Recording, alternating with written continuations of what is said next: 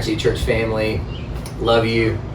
Wish could have all of you today on my front porch, but that is not allowed right now. And so I am here with one of my favorite friends, neighbors, brothers, fellow elder at Iron City, Nathan Dalfett.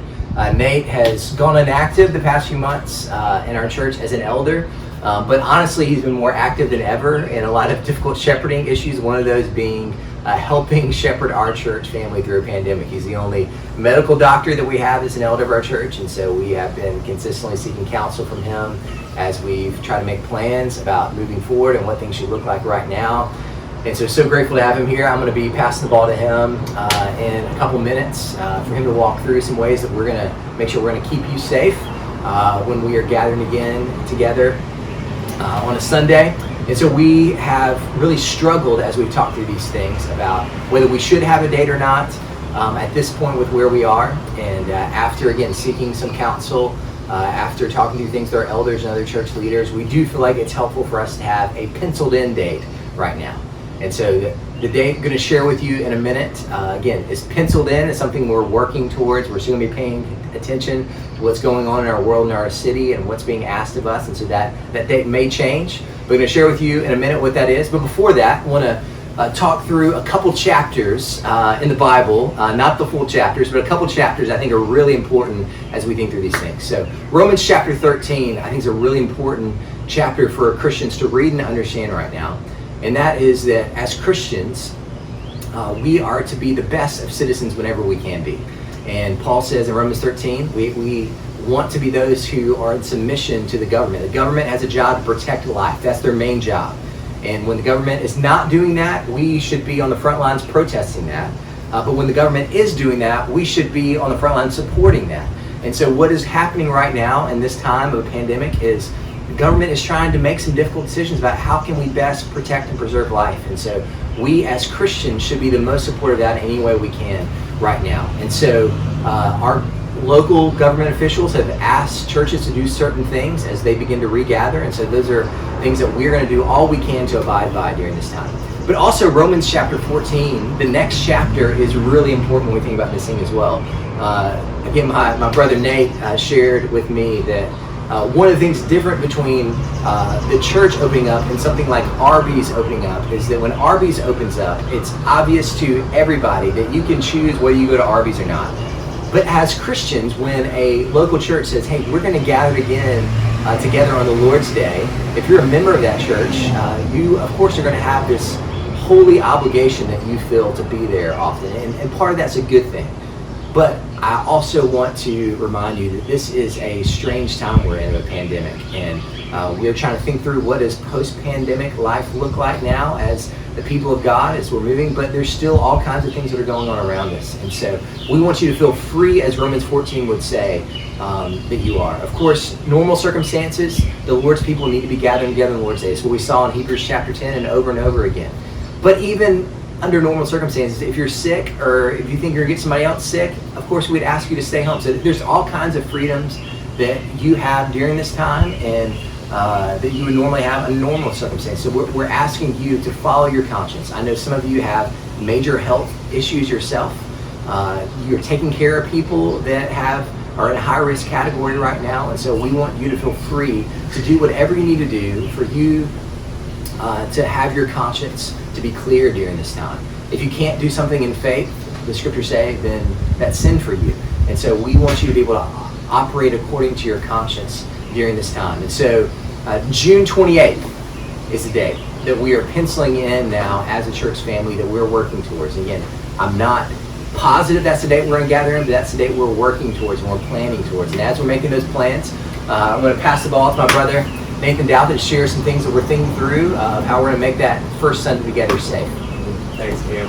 Well, it's my first video for New Iron City. I miss you guys. Wish that we could all be gathering in person. It's obviously been a hard few months for everyone, and I know the last week particularly has been hard for so many of you, and so know that I love you and I'm praying for you. I'm not sure how far to pull back the curtain on these videos, so I will let you know this isn't the first date that was even thrown out. We threw out a date early on, and it rapidly became apparent that that date wasn't going to work, and so have adjusted again. So just bear in mind that everyone's trying to be flexible in this time, trying to figure out exactly what's best for us and best for our people. I was so encouraged by the video that Cam did at the beginning of all this that emphasized that we're not being absent from gathering out of fear. We're being absent from gathering out of love for our neighbor, understanding what this disease does and how this disease works. It was important for us to avoid large groups, and that's still what we're doing with all the steps that we're taking. Everything that you're about to hear, we're going to talk about a few of the steps that we're taking. There'll be more detail coming in later videos, Q&As, things like that. But everything that you're about to hear, we understand represents a sacrifice. It's not the normal process for us. But in this time, we're making sacrifice in order to make our neighbors more comfortable, in order to love them well, and as Cam said, to protect and preserve human life. So I had a friend in medical school ask me if I would ever shave my beard, and my answer to him was unequivocally no. But as you can see, I'm clean shaven now. We're all making sacrifices for this pandemic. So I invite you and encourage you to think about things that way. This is an act of love. These things we're doing are acts of love and not acts of fear. We know that the Lord will protect us, and we trust in the Lord to protect us, but also we want to use the wisdom that we have to protect our own lives and the lives of those around us who don't worship with us even, and who we interact with on a normal day-to-day basis. When you come to Southside for the first time, you're going to be asked to wait outside the building in a spaced environment, okay? It's obviously a lot easier to socially distance people outside on those steps, while ushers kind of can direct people into different areas within the sanctuary. We'll have pews marked off so there will be spaces in between people. People obviously within their own households can sit together. You're not socially distancing from those people in your day-to-day life, so you don't have to socially distance from them at your congregation. We want to avoid a bottleneck though, if people all are trying to get into the auditorium at the same time. We'll also have the balcony opened up for further spacing and separating, and bringing people in and letting people out is going to take some time. On your way in, there will be opportunities for hand washing and things like that, and we'll be making changes to communion in order to minimize contact and make that as safe as we possibly can as well. The other thing that we'll be doing, I know a lot of you have done just an excellent job, and the city of Birmingham has really led the way in doing, is we'll be asking everyone to wear masks. I know there's mixed evidence, mixed messaging about masks out, but the reality is it's not that much of a sacrifice to make in order to keep other people around you safe. And so we're asking everyone who comes in to worship with us to be able to wear a mask. If you don't have a mask, we'll find a way to provide one for you when you get there, okay? We just don't want that environment where people feel nervous and are unable to concentrate on serving the Lord, worshiping the Lord, and fellowshipping with brothers and sisters. Obviously, all the CDC guidelines, everything that you've heard applies while you're in the auditorium. Don't be hugging on each other, don't be shaking hands, things like that are things that we ought to avoid. And if you're sick, you probably should miss a week. You probably should stay home in that setting. If you have a febrile illness, cough, shortness of breath, things like that, out of an abundance of caution and again, love for our neighbors. As I said before, there'll be a lot more details coming your way over the coming weeks, and we're going to remain flexible and continue to follow the examples that's been set by our leaders in government and ultimately submit to the Lordship of Jesus Christ and love our neighbors as ourselves. With that, I'm going to pass it back to Cam. He's got a few more updates for the life of our church. Thanks, Nick. Love you, brother. Grateful being with you, man. Again, we love you, and this has been a hard and heavy season the past few months. I know, again, been a hard and heavy past weeks for our church family as we weep with one another what's going on in our world. As Lauren Johnson shared with us, there's many in our church family don't feel like a global pandemic is their greatest threat right now. And that's a problem and something that we should weep with our brothers and sisters over. And so know that we love you and long to be with you. I want to share personally that this has been, in my 6 years of pastoral ministry, the most difficult season. It has made pastoral ministry at least twice as difficult and draining. And the things I love most about pastoral ministry, of being able to meet with you and gather with you on Sundays and meet with you throughout the week, are just things that have been taken away. And so as trying to pastor through phone calls and through Zoom and all kinds of things, it has just been a draining season. And so I was supposed to, on the calendar, it's been on there for a while, supposed to have a month sabbatical in July.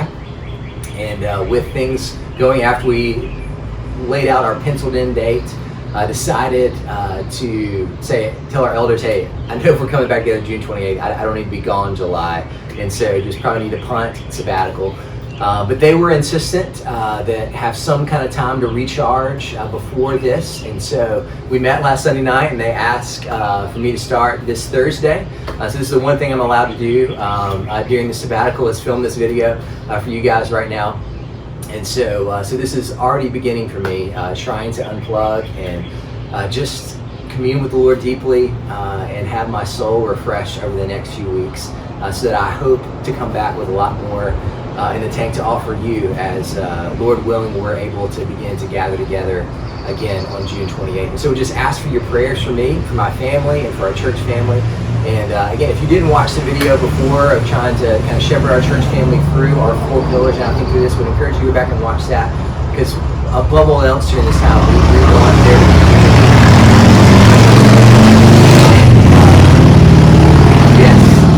Southside, all kinds of motorcycles around, but we want there to be unity in the midst of our diversity, in the midst of different opinions during this time. Want the Lord to maintain the unity of the body that Jesus prayed for and that He died for. And so that's my prayer for you and for us as we move forward towards June 28th right now.